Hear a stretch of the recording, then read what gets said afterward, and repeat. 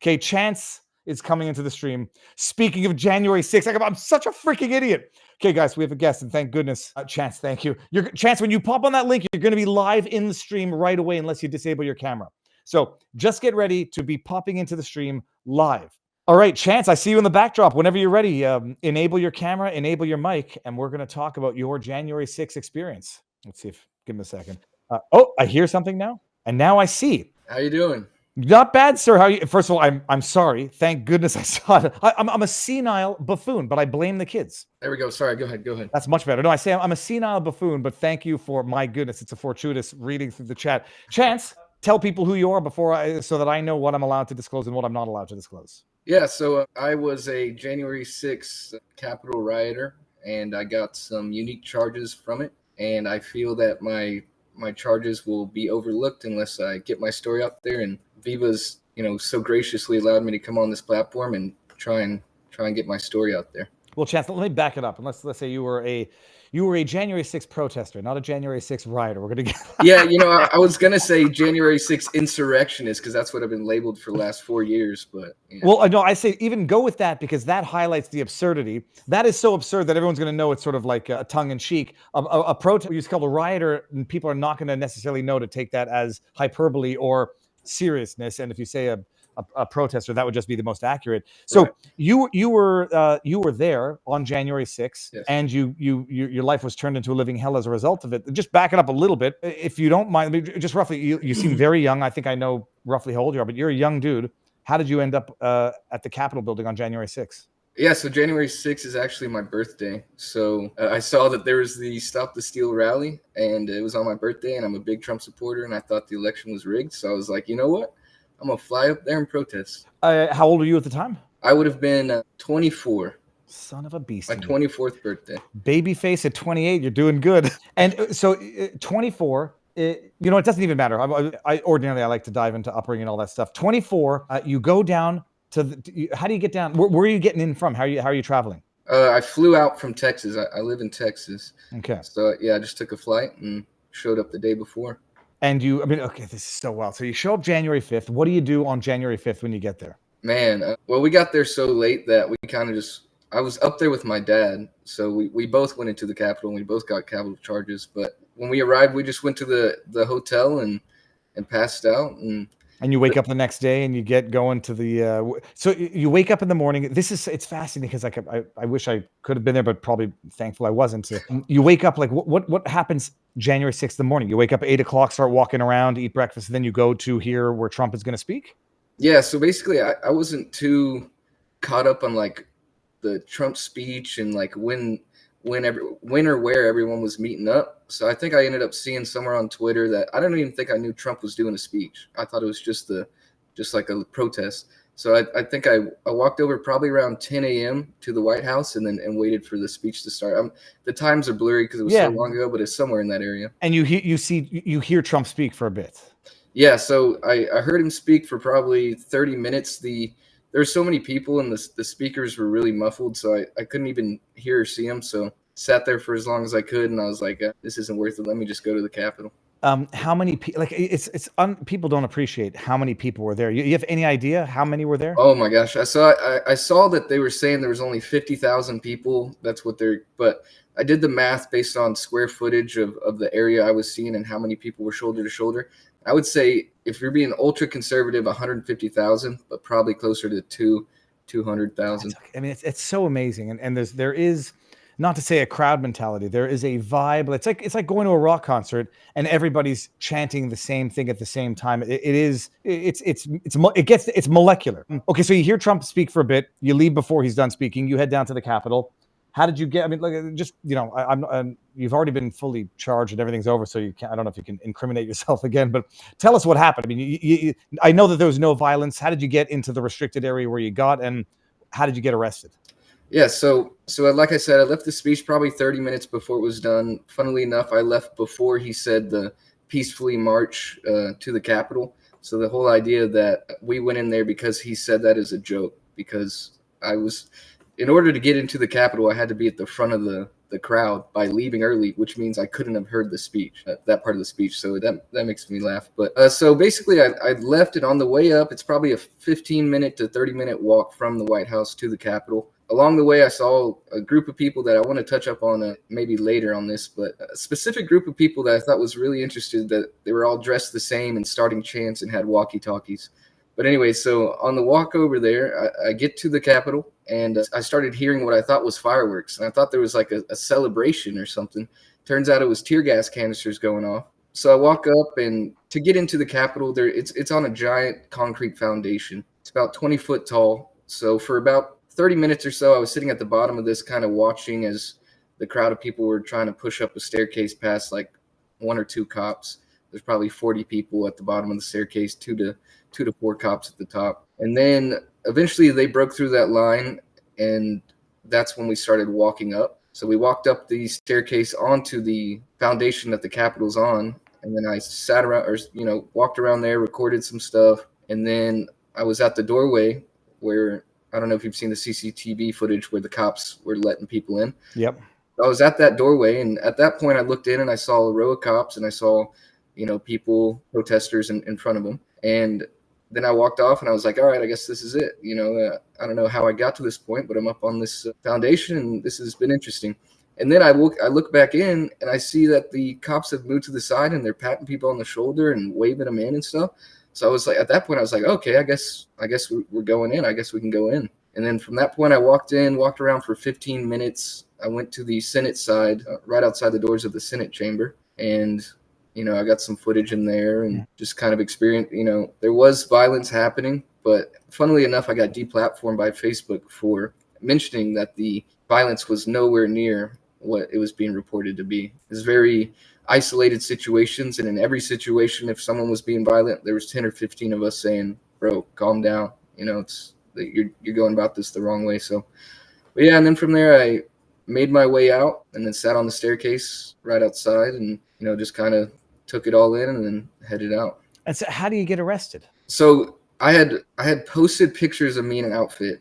I had commented on people that were, talking crap about it. I commented that, the way you're looking at this is completely wrong. It didn't go down like that. And, so, and then someone ratted on me. So take those 3 things into account, and the FBI will know where you live within 2 weeks. Shut the front door. And they show up at your house in Texas? Yes. So I believe 2 weeks after the Capitol, they show up in the morning, raid my house, probably a 6-hour process of just sitting outside talking to them while, other agents are inside doing. Well, hold on. They show up at your house. You have no idea that they're coming? No idea. Are there plain clothes? They didn't come with or are they armed? I think there was 1 or 2 plain clothes. There was people in, military type gear, like SWAT gear, and they had ARs. They kind of ran up on me with their ARs as I was getting out of the car, because I just gone to get some tea, and I showed back up at my house, and I guess they were waiting for me to get back. So they showed up with ARs, and I kind of put my hands up, and I was like, "Whoa, you got the wrong wrong idea." You have no idea why they're there. I had an idea. As soon as I saw it coming, it was all so surreal, because you think, little old me, I'm never going to get raided by the FBI. I walked into a building. Why would I get raided? It just doesn't seem correct. So when they show up, it was still surreal, but I was like, okay, this is happening. Because you had heard over the last 2 weeks that they were coming down on everybody. Yeah. Did you ask to see a warrant, or did they show you a warrant? Yeah, they showed a warrant. And it's a piece of paper. Yeah, they showed the warrant, and they were real professional about about trampling your rights. They're real. You're lucky they didn't shoot you. Yeah.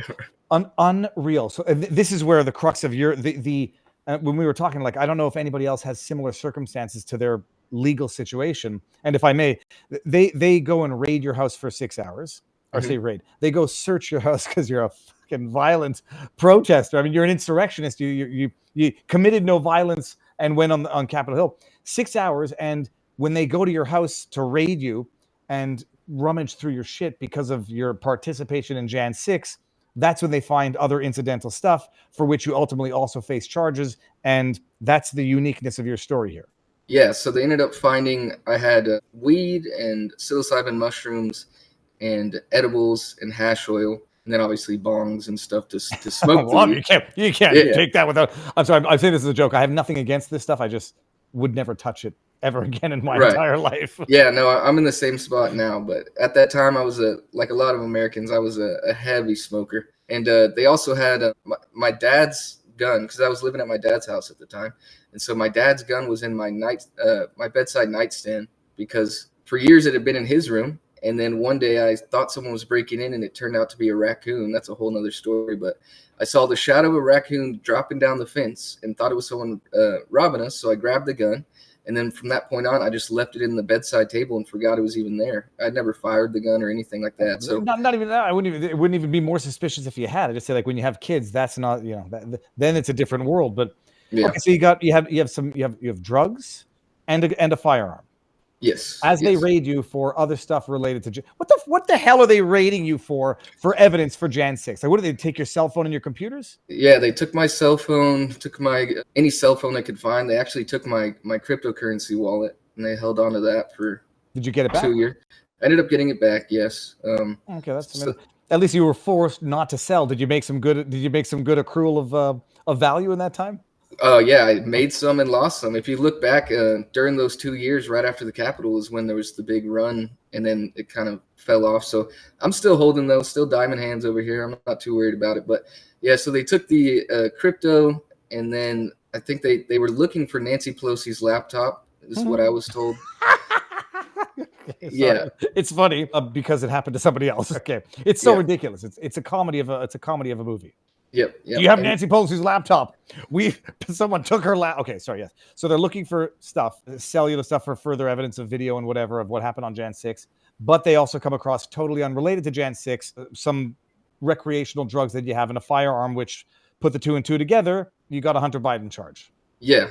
So I ended up getting the same charge with the same statute as Hunter Biden, the user of a controlled substance in possession of a firearm. And from my research, it's not a very commonly used charge. And in the case of the United States versus Daniels, it was actually overturned by the Fifth Circuit, and they ruled it unconstitutional. So it's making its way up to the Supreme Court. So as of right now, I'm charged with the same charge that Hunter Biden was pardoned for, and one that's already been overturned by the Fifth Circuit. And this, we discussed this as well. We've talked about the Hunter Biden charge on the show, and there's good argument to argue for its unconstitutionality, because if someone's using recreational drugs, they have just as much right to own a firearm as anybody else. Just the hypocrisy with the pussyfoot charges against Hunter, and then the pardon at the end of the day from the party that wants more rules and regulations as relates to firearms. So you get charged with this, and then it's independent of Jan 6. What happened with your Jan 6 charges? Yeah, so for that, I ended up getting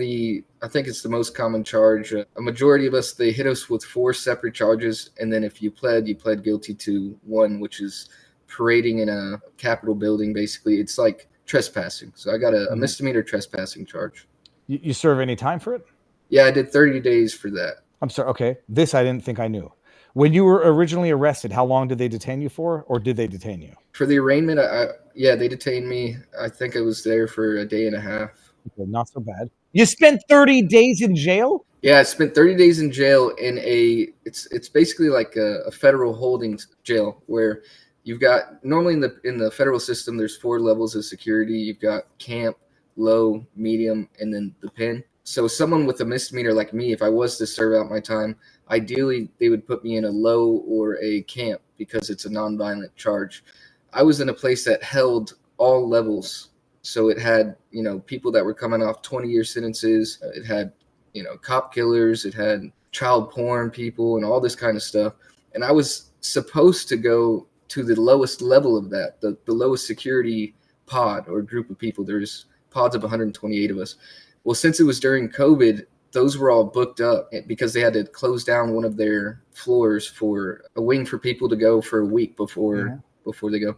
So I ended up in the worst. I was told by the people there I was in the worst pod to be in at that place. So I was surrounded by gang members and all this stuff. And luckily enough, I was a little scared at first, but I guess it turns out when you have a charge that's, protesting against the government, that criminals don't really have a problem with you. That's wild. And you do 30 days there. What was that like? It was all right. It was rough, and it was a learning experience. It was extremely boring. I made some friends and, talked to some people, and everyone was cool with me. And, it wasn't as bad as it was for most of the J6ers. That's for sure. And so you get out, you do your time, you get out, life goes on, except you're dealing with the other Hunter Biden gun charge. Yes, yes, yeah. So I get out, and that's one of the reasons it was really tough for me, because I had that felony that came as a result of the Capitol, where ideally I would have liked to fight these things. You know, I ended up taking my gun charge to trial, but I would have wanted to take the misdemeanor to trial, but there was kind of just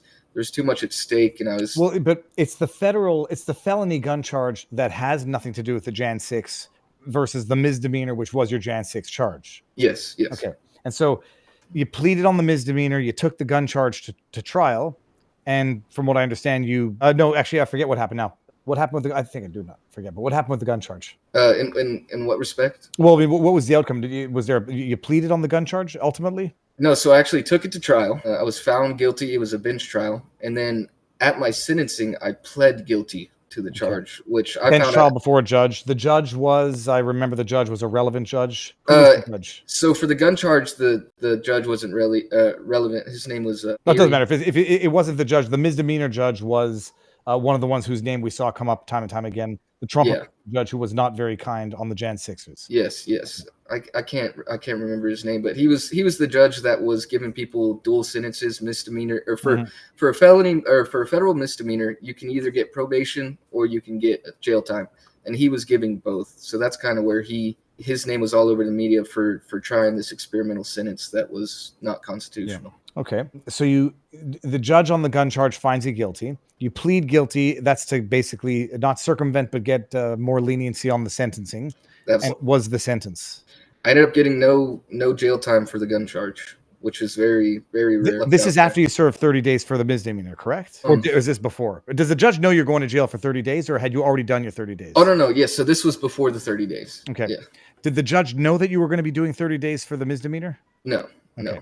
So I mean, you got lucky, but the bottom line now is you get convicted of a felony gun charge, even though you serve no time. You do your 30 days for the misdemeanor Jan 6 crap, because they got to make examples out of those violent criminals. The bottom line to this is you're stuck with a felony conviction and all of the civil rights manners in which that impacts you going forward. Yeah. So, back when I got busted, I didn't have a kid at that point, so I've never been a big gun person. I've never gone to the shooting range I went hunting a bit when I was younger, but never was huge on guns. But now that I have a son, it sucks knowing that I can't really have a firearm in my possession to defend my son if someone was to break in. So I would say, of all the things that it's going to affect me, it's going to affect me with getting a job and government contracts if I was to run a business and this and that.